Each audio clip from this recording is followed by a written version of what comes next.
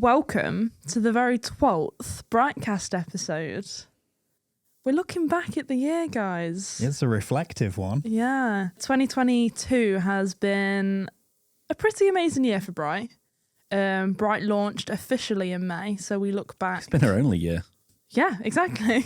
What a year. I would say highs and lows. So we look back at some of our favourite projects. We look back at our favourite moments of Bright. And we also look forward. We look at how businesses can prep for 2023 and make sure they kick off with amazing marketing. Yeah, just because it's December doesn't mean you stop working. There's work to be done. Yeah. And for anyone watching, I am the only person wearing a Christmas jumper, as you can see. So feel free to, yell at these guys in the comments. It's December the 1st. It's fine. We're fine. It's the first day. And if you're listening, me and Rob are wearing Christmas jumpers. What are you on about, Drew? That's a great joke. On with the pod. On with the pod. On with the pod. On with the pod. On with the pod. Right, done. I'm done. On with the pod. Welcome to the very 12th BriightCast episode. We're nearly at the end of the season, guys. I am excited. But we're coming back for season 2, Drew. Don't worry about We've it. been commissioned. Yeah, great news, guys. We've had a second season Have I commissioned. got a second season? Second season's coming. But in this episode, we're looking backwards and forwards. So let's begin by, guys, I'm not saying what have you been on this week. I'm saying what's been a big takeaway this year? What's been something you've enjoyed? 2022. I think this year we stepped up our production game. Yeah. Got some really nice productions under our belt this year. Yeah. I would say the Nintendo ad was a favourite of mine. Yeah, that was good. But Yeah, then just lots of shoots, really. We're just really conscious of making everything look, I guess, like just super cinematic. Yeah. Just gorgeous. Like yesterday we had a shoot here up on the Mez, and I thought the lighting was just perfect. It was beautiful. Lovely, it was brilliant. Well, that leads into mine because we were filming here yesterday and you mentioned the Nintendo ad that we shot for the Nintendo Switch game. And that was good for sentimental reasons, but yesterday's shoot as well. So I'm going to say this space. So we moved in. Technically, it was 2021. We got the keys, but it was basically Christmas Eve. So we moved in January. Yeah. We made it our own in 2022, didn't we? Yeah. 2021 yeah. it was someone else's space. 2022, this is our space. Yeah, and it was a long, old process. A lot of investment, time, and money. Just the sheer amount of DIY I had to do. Well, you had to supervise. That's my hardest God. job, isn't it? Quick note, I don't think Drew lifted up a hammer the entire time. I did. I went, what's this? We kept saying, Drew, go find a left-handed screwdriver, and you just got rid of him for hours, which was good. Yeah, so this space, definitely, and I'm excited now. We've got a good base here, and, we're bringing in some new talent, and it's gonna really start growing in here. And there's lots of room to grow as well, which is cool. Yeah, we've got the job ad out, haven't we, at the moment? We're getting some cracking candidates. Maybe not by the time you listen to this, but we were advertising jobs. All still are. Speaking of this space, the podcast has been a really key part, I think, for us within our own marketing. And it's allowed us to focus a little bit more on the business and our own marketing and just developing ourselves in terms of like thought leadership and individuals within Bright as well. I think it's allowed us to really showcase what we've been on, what we've been working with. And I'm pretty bloody proud of it, guys. Yeah, me too. Yeah. I go to a lot of networking events, so I get to hear the compliments that you guys don't really hear, and I just take them all like it was my idea. And yeah, for me, on the BriightCast, right at the very start, I didn't really think I had anything to say. Yeah. But then I'm the only one who's gone viral. So maybe I am the only one who's got something to say. Yeah, and that speaks to what you were saying, Jess, because it's been interesting to learn what different audiences have been responding to and trying to figure out why Drew went viral. Yeah, because it's like you guys share all these really, really good tips, and then I just come in hot with a stupid saying like the domino effect, and cleans up. Yeah, people must have just thought, sheesh. Great callback. Good bloody joke. But yeah, so stepping up I would also just say I'm saying we're stepping up our production game because I deal with all the production stuff. Yeah. But I think we've stepped up everything this year. Yeah. Well, I think the everything production is steps up. part of, and you mentioned the smaller details, but it's part of, it feels like for a lot of clients now, we've got all the pieces in place. Yeah. So it's understanding those small details and the impact that has on the other elements of marketing that we're doing for them. Yeah. And that's not to say anything pre-2022 was bad. Like, no refunds, guys. No refunds. Yeah. But yeah, I just think this year, I think somebody said it the other day. I can't remember who it was, but somebody said the other day, you're a brand new team now. You're a brand new business. Yeah. And we are in the sense that we've changed the name. We've gone from Future Proof Yeah. Films to Bright. We're a brand new business there. The team has changed. Yeah. And obviously, as we've mentioned about hiring new people, is currently still changing as well. But I do just feel like we're just a brand new business. I don't feel like we're the same Future Proof Films or the same company as we were 12 months ago. I think we looked at Bright with a fresh set of eyes as well. So we looked at everything from brand new. We didn't try and shape Future Proof Films into Bright. Yeah. And we've become so process driven with Bright as well, which I think's helped with everything in the business, from marketing to production to editing. And it was a little side effect of this podcast as well, which is I thought it'd give us a chance to recalibrate and focus on what we actually do a bit more, from a theoretical point of view, because we're thinking about it more and talking about it more. And that's bled into our work, which is lovely. Yeah. That's looking at things we've enjoyed. What would you say your favourite project has been this year that you've worked on? I like there's been a few where it started off as one thing, and I'm thinking of two in particular where it was just a video project. Yeah. And then one was just an ads project. And then both of those clients have just led into more of an all-round marketing service thing. I've enjoyed those because also those clients have grown quite quickly, which is cool. It's really nice to see that impact immediately, almost within the year. So they were a new client and just grown. Yeah, and that's the goal, isn't it? We want to, take on a client with offering one service. Yeah. And then they see our value in offering all these other peripheral services. So they jump in with both feet. That's the dream, isn't it, with every client? Yeah, definitely, yeah. Yeah. I can't really see Rob's mouth for the moment because of his mic on. I'll adjust it. I feel like Rob could just be miming. Is Rob actually saying any of this? Drew, what's been your top project this year? Top project? I don't know if I've got a top project. I would say I've got top projects. So again, I mentioned the Nintendo ad. I thought that was really cool for the game BPM. Yeah. Loved that. I thought Molly, who was our actor for the day, thought she was brilliant. Yeah. Just that it was such a quick shoot, wasn't it? Like we had no time. Quick shoot and quick edit. We had no time to really think about anything, but it all came together. Super well. It was quite a clean pre-production, wasn't it? Where it was just decisions were made.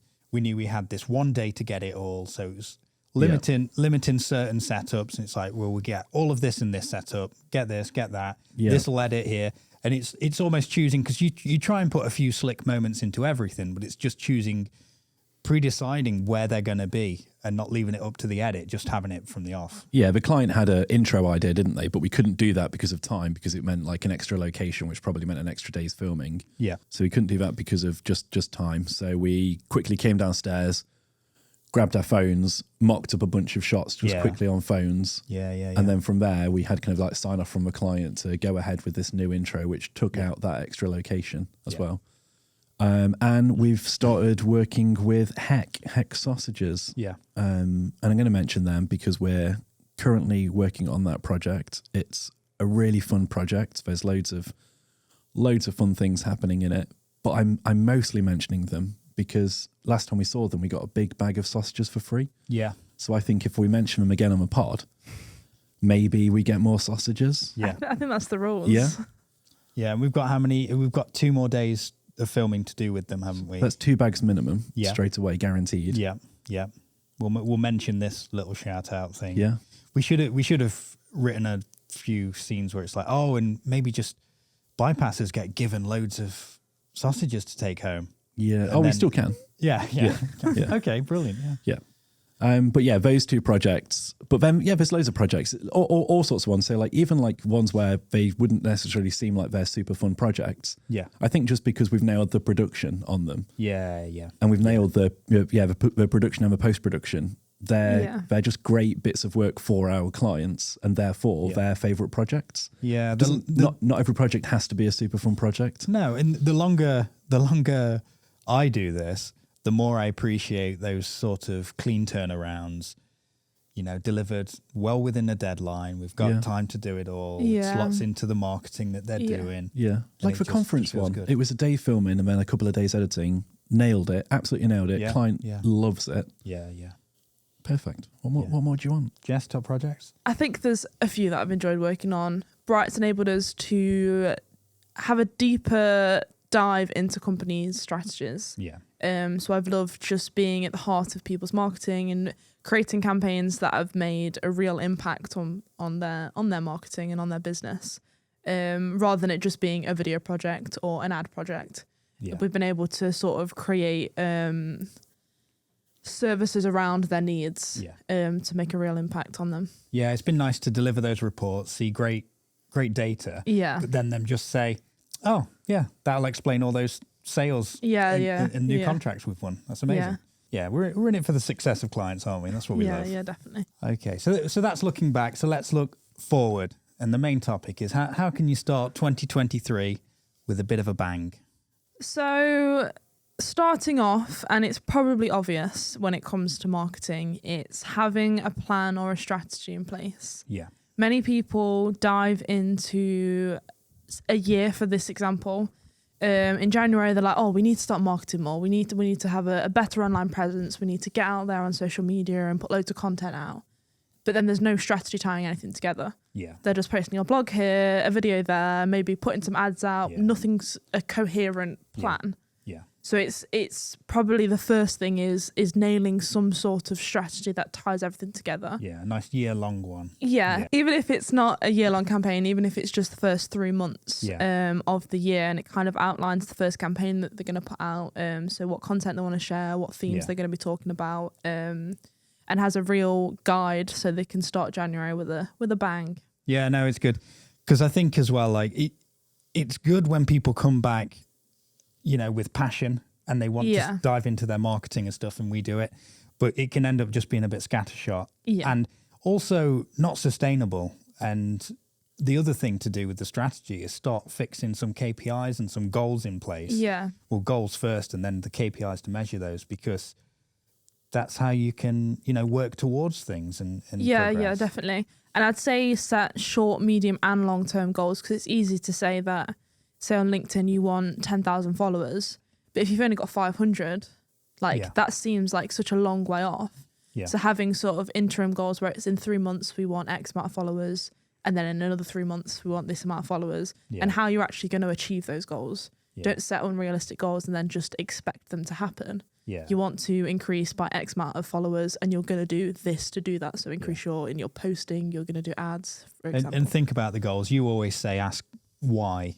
Why do you want 10,000 LinkedIn followers, for example, don't you? As a company, we've used like the 5 whys. Yeah. So whether it's like trying to like give feedback or like learn about, a process that's taken place, or if you're using it from like a strategy creation point of view, which is what we're talking about right now. And me and Jess definitely know what it means, but just in case we didn't, explain the ethos of the 5 whys. 5 whys is basically you're asking why 5 times to try and drill down to the crux of the matter. Yeah. So for instance, if we're talking about from like if a client says they want 10,000 followers, do they want that because they know a company who only has 8,000, or is that a specific thing? Are they after that for a specific reason? Why do they want it? Yeah. And we'd keep asking why, or questions around the why, to try and drill down to that crux. Yeah.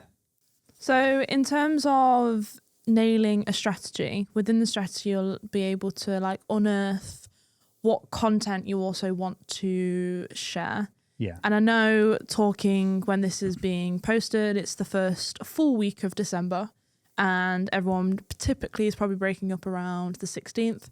So you've got enough time to sort of nail a strategy, but probably not enough time to create the content you're looking for. Yeah. So the strategy can kind of outline what content you want to create. Yeah. So if it's an ebook, you might have the key title, you might have some subtitles around what it's going to contain. If it's a video, you might have the key topics or even a script written. Yeah. It's sort of preparing what content you want to be creating. So when you come back in January, it's just about creating that. Yeah. Or speaking to a video production company and scheduling a shoot day to go and film that script that you've already got written. Yeah, I think it's about not rushing it, allowing yourself that lead time. If you're doing a 12-month strategy, I think an overview is quite nice to do pre-Christmas anyway. And if you've already done one, to reevaluate it and check that that's still the overall company direction and that's serving that. And then it's about getting the content ready and put in place, or reaching out to, if you're using external help, to get those on board and get that scheduled in with realistic deadlines to turn around and hit as well. Yeah. So I mentioned video. What would you say, Drew, in terms of people raring up for 2023 with video? Yeah, what should people be thinking video content strategy wise? Well, newsflash, video in 2023 is going to be big. Yeah. But every website that covers any yearly trend at the end of each year says, guys, great news. Next year, video is going to be big. Video's on the rise, and next year, rising even more. Yeah, I'm so shocked. I know, yeah. Every single year, it's video is going to be really good next year. By the way, did you know video is more engaging than text posts? There have been actual steps by the likes of Google. They're indexing video properly now and starting to as well. Yeah. But yeah, so how should people start thinking about using video if they've not, or if they have a little? So one of the big things is user-generated content. Yeah. And that sounds like we're putting ourselves out of a job there by saying, go and just do video yourselves. But a lot of that is kind of like it's faux user-generated content. So it will look like it's user-generated content, but it isn't necessarily. So that could be, a professional, getting a professional shoot to cover a what might seem like a off-the-cuff influencer ad or something like that. But yeah, user-generated content apparently is going to be much bigger in 2023. I would say every single year there's a big thing around AR, VR, and 360 video. Yeah. Every year there's these 360 videos, and we see really, really cool use cases of it every single year. We see really cool 360 videos, AR, VR, etc. But they don't really seem to take the mainstream. I've not seen mass adoption of watching and viewing them. So.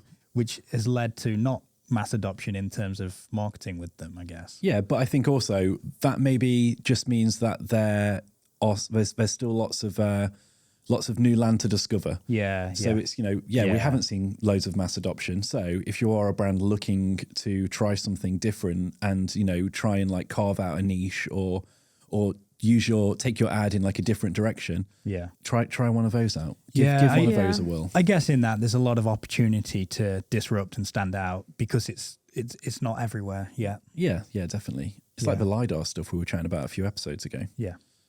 Still don't see that much of it. Well, I see a lot now because I'm being targeted by lots of remarketing, but still don't see much out in the wild. Yeah.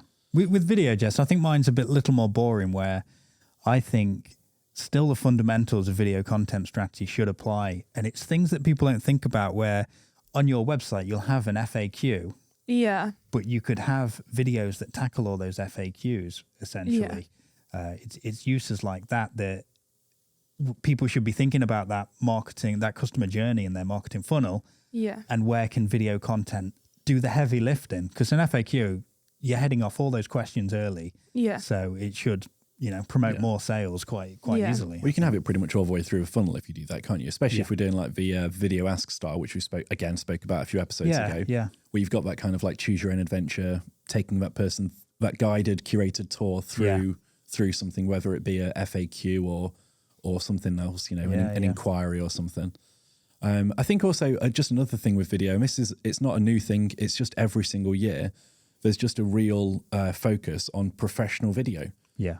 And, people want to see great quality video. Yeah. There's always, especially during the pandemic, there was obviously a massive Zoom, But people just want to see great quality video. Yeah. Like this year, when all the Christmas ads right now, none of them are poor quality video. They're all incredible cinematic, really, really great productions. Yeah. Even if you think of the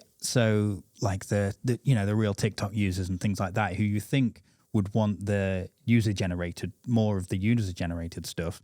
JD Sports, they've got every YouTube superstar in a polished video. I think that's a blend though, isn't it? So on TikTok and like Reels and stuff like that, some of the stuff that I see a lot of, and stuff that I personally love, but I assume lots of others do because they're always doing really, really well on there, is the stuff where it is that kind of like professionally shot stuff, but then underneath or side by side or something, you've got that BTS element. Yeah. So you're like having a sneak peek behind, so you are seeing the user generated content. Yeah. And then you're seeing like the professional content. Yeah. Or it's that kind of like thing where it's like you see like the setup for the shot, shots always in part 2, and then you're seeing this like massive payoff. There's a big one I'm seeing at the moment, which is all like around like gimbals and stuff like that. Yeah. So it's those are like gimbal moves, and then it shows you like the way that person got it, and there might be like some gags and stuff they throw in there. Yeah. What's the ad with Jim Carrey's on the TV as an old presenter, and it's someone going through like the stages of a breakup and redecorating a home.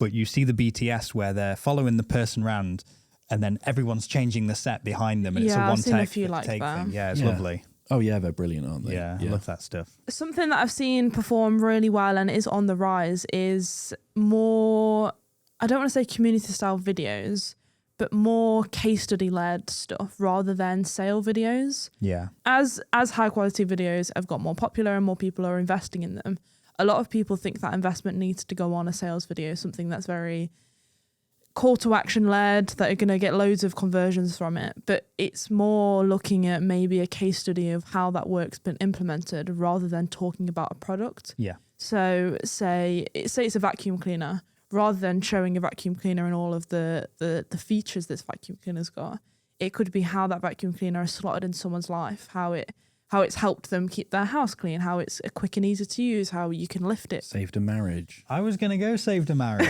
Yeah. But all of Literally the had that happen when I moved in with my Labrador at the time, and then got a good vacuum cleaner. It saved the relationship. but more about the emotional and the pain points that it's approaching, rather than just being it's a vacuum cleaner that has good suction and is lightweight. I think that's just keeping like the marketing maxims that still work, selling the benefits. And I think with case studies, it's telling the story. Yeah. People forget that. It's what was it like before this service or this product came into your life? How easy was it? And, where are you now? And I think that story is the case study, Yeah, definitely. Story-led content, Yeah, nice. So I think if you've not got video in your strategy, have a think about how you can implement it, because there's no real barrier to entry, because the cost is quite low to promote on YouTube and things like that. Yeah. And you can really get targeted. Think about if you're in your strategy, you've got a big retargeting and remarketing focus. Yeah. Video is great for that as well. It's how to make the most of that content as well, isn't it? If you're going to pay a lot for a really high production value video, can you create cut downs from that? Can you use it for shorts on YouTube like we spoke about? Is it TikToks? Is it smaller cut downs for Twitter? How can you repurpose that content rather than it just being one video and that's it? You can take stills from it for display ads and everything like that. Yeah, I think a lot of these ways that you can start the year with a bang, they're not new ideas necessarily. No. So because they're not new ideas, I think some people often feel like they've missed the boat. Yeah. So for instance, we're talking about video as we would have probably been talking about video a year ago. We're talking about lots of these things as we would have probably spoken about, definitely. Planning a campaign is a timeless, it's an evergreen, never-ending tip, isn't it? You're always going to give that tip. In fact, we had a podcast, we had a BriightCast episode about it. Yeah. It's not even the start of a year thing. It's any point of the year you can plan. Yeah. But obviously these tips are still great to start the year. Yeah. But I just think, I think a big thing is, people might feel like they've missed the boat sometimes because you think other people are doing it. So I just think it's just dive in, just start marketing, just start creating something. Yeah. If you don't have the investment to get professional video, what else could you do? Yeah. What else could you do around it? Like, if it's self-shot things or marketing that you're doing yourself in general, think about what's achievable and what works. So you might not want to do a product video that's self-shot because it won't stand up and won't stand out in the market, and it might do damage to the brand. But there are self-shot videos that work and they can be self-shot. That's something that you can actually dive straight into. It just takes a little bit of planning and thought to get there. We're telling people now, go and create these things yourself. Don't use a professional agency. That's what we're saying right at this moment in time in this BriightCast. Yeah. Because I think it's like when you do DIY at home, right? So obviously not me, because as we found out in an early BriightCast episode, it took me 2 years to put up a shelf. But normal people, other people, when you go and do DIY, you might put up a cabinet or do something like that, but you're not necessarily going to fit a whole kitchen. So I think you can take your own stuff so far, and you definitely should. You definitely should do that. You should make your own content. You should try and do your own marketing. You should try and do all these things if you're just starting out, to try and get you to a point where you can then invest in others. Yeah. So definitely, if you don't have the budget right now to create video, to hire people to run your ads, you can do it in a low cost way, low risk way. Yeah. That you're not going to lose too much, and and learn in the process. If you get a couple of results, brilliant. That's amazing. Imagine what a professional will get you. So you've got a couple of results. That's great. That's got you a bit of money. Invest that into an ads agency. Invest it into, someone to help with your branding, someone to help with video, something like that. Yeah. But I just think, don't be put off by the idea that you have to do these massive high cost entry things that you need. We're talking about big professional video content, big ad campaigns, all that stuff. Don't worry about that necessarily if you can't afford it. Dive in. Low cost, easy entry type stuff. Get going, and then invest from there. And I think that leaks into probably the final thing I want to say on what you should do to start 2023 with a bang is take stock of all your marketing efforts in 2022. Yeah, definitely. Have a real audit and look at them. What worked? What was the return? You should have tracking and measurables in there. Yeah. If you haven't, that's definitely something for 2023 that will help straight away. But look at it and see what, are you doing this thing just because it's what you've always done? But if it's always worked, great. But can you ramp it up? Where's the scope there? Data is definitely your best friend in marketing, and it helps, especially when you're investing money. Even small amounts of money, if you're a startup, you're still investing money that could go elsewhere into marketing. And if you're doing it yourself, it's kind of like a dark sheep, isn't it? You don't really know where the money's going and what it's going to do. And if you're not also tracking that, you can't see if anyone's inquiring from it. You can't see what clicks you're getting from it. Yeah. So just making sure you're tracking everything, testing that performance. And even next year, if you've got ads in place now, test them against each other. Don't completely wipe away everything you've done this year if it's performing well. Yeah. As Rob always says, ABT, always be testing. ABT. But test against your current stuff, and then you can adjust in January if your new stuff's outperforming. You can adjust the budget so you're putting more money on your new stuff. But always be tracking, always be testing. Yeah, nice. So to sum up, and let's do it in a positive way, because it's quite easy to say these are simple things people should probably know already. But I think to start 2023 with a bang, you need to take stock of your current marketing efforts, see what's working and what can change, make a bloody good plan. Yeah. A plan for the year, a plan for the next 3 months and the campaign. Make it actionable as well. Don't just put these tips in place and then not know how to achieve them. Actionable, realistic. Yeah. Set goals, ask why, and look at things like video strategies and what can fit within your strategy and really elevate and lift you for a good 2023. Can I do a final bonus speed tip? Yes. Just be authentic to yourself as well. I can't remember who we were talking to, but we were talking to somebody, I think it was yesterday, and they said they did lots and lots of stuff in really, really corporate tones, and they finally started speaking how they wanted to speak themselves. Yeah.